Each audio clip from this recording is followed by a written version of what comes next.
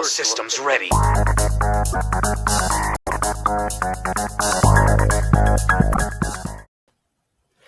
Hey everybody, it's the Masked Rules Lawyer, and here I am again, continuing on our series for ranking every spell in Dungeons & Dragons, starting with cantrips, working all the way up to 9th level.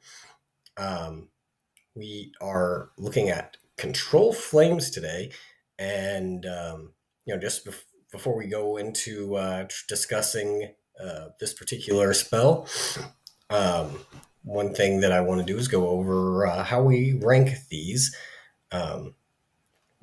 As we rank them from D to S tier, with S tier being the highest ranked. Those are the spells that are just the best options that you have available. There's you want to pick them up pretty much anytime they're available to you, and sometimes you even want to go out of your way to grab them if they're not on your spell list. You want to pick up a feat or multi-class or do something along those lines to gain access to that spell because it's just that good. A tier is the next step down, where maybe you're not going to go as far as to pick up a feat to grab the spell or something along those lines, but it's a really solid pick. If one of the best, if not the best options, one that anytime you have available, it's going to be a really strong choice, when you're really going to want to highly consider. And when you're likely to pick up, 9 times out of 10, B tier is going to be, the good spells that can be really great in the right scenario, in the right niche situation. But other times, maybe results aren't as amazing. And, it's going to depend on your build or your campaign or your DM, things like that. So, it's going to take a little bit of the right situation to make these spells really shine, but really still solid picks. C tier is, kind of the more middling ground, where it is a spell that usually there's going to be better options, but there are going to be some situations where this spell can shine through, and you're going to be really glad you have it. That those spells are going to be maybe few and far between, or those situations are going to maybe be few and far between, or it's just the spell just doesn't do enough to justify a spot out of your limited number of spells or cantrips. And then D tier is the absolute traps. There's spells that you almost never want to take, or pretty much never want to take. It's just generally not going to be a very useful spell. Or there's almost always some other way to produce the effect that can be done through items, or just basic actions, or or there's cantrips or other things that can just do the same thing but better. It's just these are the ones that you just want to steer away from. So yeah, that in mind, let's look at Control Flames. This is, as I stated, this is a cantrip with a casting time of 1 action. It has a range of 60 feet, and it has an area of a 5-foot cube. It has only somatic components, so there is something there that I'll come back to. Duration instantaneous. It is from the School of Transmutation. No attack roll or save involved here. And it is a control spell, not a attack spell. So keep that in mind. You choose a non-magical flame, and let's stop and note that a non-magical flame that you can see within range and that fits within a 5-foot cube. You can affect it in one of the following ways. 1, you instantaneously expand the flame 5 feet in one direction provided that wood or other fuel is present in the new location. You instantaneously extinguish the flames within the cube. You double or halve the area of bright light or and dim light cast by the flame, changing its color or both. The change lasts for 1 hour. Or you can cause simple shapes such as the vague form of a creature, an inanimate object, or a location to appear within the flames and animate as you like. The shapes last for 1 hour. If you cast this spell multiple times, you have up to 3 of its non-instantaneous effects active at a time. You can dismiss such an effect as an action. This spell is available to druids, sorcerers, and wizards. So, control flames. Um, First thing I'm going to point out before I forget, because I think it is a part of this cantrip that does get overlooked, is that it requires only somatic components. So this is one of those spells that an enemy throws up silence on you, you can still cast this. Now, that's a pretty niche situation, but it does come up. Or you're gagged or something like that. Sometimes those situations do come up. As far as the range goes, there's definitely cantrips with better ranges. A lot of like the damaging cantrips can go twice the range, but that's not necessarily a make or break thing for this. If the effect's good enough. Now, let's talk about that effect. You choose a non-magical flame. That means you created this flame from a source that's not magical, and that limits you somewhat. So you do not create the flame with this spell. This flame has to already be existing. It has to be have created by you through non-magical means. So, you've already got this cantrip where it's situational, and if there's not already a fire, if you don't have the ability to create a fire, it's just going to be already quite limited. Now, there is the argument there that fire is, especially in a setting that is more like medieval based, like Tolkien kind of world.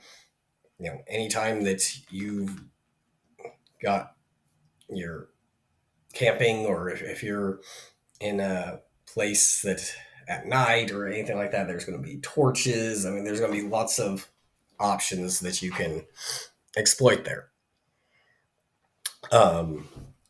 So while I mean, you can always have your own torch, and it's not hard to gain access to flames, but that is still something to keep in mind. You're not creating the flame, and it's not like you can simply just say, "Oh, I'm going to cast this spell to create fire, and then I'm going to control flames to do with it," because that's not going to work. Well, I guess that is somewhat DM dependent. Some DMs will say, "Oh, well, once it's the spell is cast and this flame starts spreading or what have you, then it's no longer a magical flame." I'm not really sure where I fall on that. I know, like, if there's a flame, like wall of fire, or something along those lines, you're not going to be able to use that because that is clearly a spell. I think there's a little bit of argument where you could say, "Oh, if I firebolt this timber over here and it catches, maybe it's starting to spread, and at that point it's not magical flame." Okay, well, it's already spreading. So if that's the case, did you really need to control flames? So I'm going to say most of the time, control flames it's not that useful. You'd just be better off having something to just create more fire. But I mean, it's not without uses. Being able to change the color of it, um, that's something. Being able to make simple shapes in there to like send a message or confuse people. There's some use there, but though again, those are uses that can be replicated with other cantrips like prestidigitation or minor illusion. Um, the the extinguishing of the flames, I think, is the biggest use of it because people like the ability to like put out fire. You can go and be the hero when you just run in and start doing this, and it costs you nothing but your action. So that's cool. But then you have like people who are going to argue, oh well, Ray of Frost should work like a fire extinguisher. So I can do that, and I've allowed players to do that at my table, and I've been a player that has gotten away with doing that at a table. So you guys can let me know in the comments if you think that's an improper application for Ray of Frost, and of course we'll talk about Ray of Frost a little bit later in this series. But yeah, I mean, there's also, I mean, if you're trying to extinguish flames, you can throw a bucket of water or throw some dirt on it. Things that can be, again, replicated with the environment or items and that sort of thing. Um, is it useless? I don't think it's useless. I'm not going to say it's D tier. I don't think it's a trap. I think it has some interesting applications. Um, but I, I think I'd have to give it a C tier, and C tier in a way feels a little bit generous even, just because most of these effects can just generally be uh, replicated by other things. I don't I don't think it's a spell that I would personally consider taking um, as one of my cantrips on any character. But I understand someone who wants to pick it up. I'm not going to say see someone, you know, designing their character, rolling up their character, and picking their spells, and say, "Hey, no, don't pick Control Flames. It's terrible. You are just wasting a cantrip slot." I'm not going to be that guy. So yeah, it's not the worst. It's far from the best. Um, so yeah, what do you guys think about Control Flames? Let me know in the comments. If you disagree, you think that Control Flames is better than what I ranked it? Do you think it's worse? You think I'm generous with the C ranking? Do you have a character that really um, made good use of Control Flames, or a situation where this cantrip was really useful? Let me know about those sort of things. If you can sell me on Control Flames and give me a new appreciation for it, you've done me a solid. Um, because I love it when people uh, give me new ideas for spells and um, help me see those in a new light. And you know, yeah, I mean, grateful for being called out and being told I'm wrong in those situations. So um, yeah, channel's pretty new, so like and subscribe. If you if you dare and don't mind, it definitely appreciate it. Definitely helps with getting this thing going and helping it reach more people. If you can share it around, um, hoping to build up a good community here. Maybe we'll get a Discord server going if once we start getting some subscribers. Um, and you guys can let me know your thoughts. I'm really eager to hear what the community has to say about some of this stuff, and hope to make some friends and hear some new perspectives on things. So yeah, drop a like, a comment, subscribe, and yeah, thanks for tuning in, and we will catch you next time. Thanks.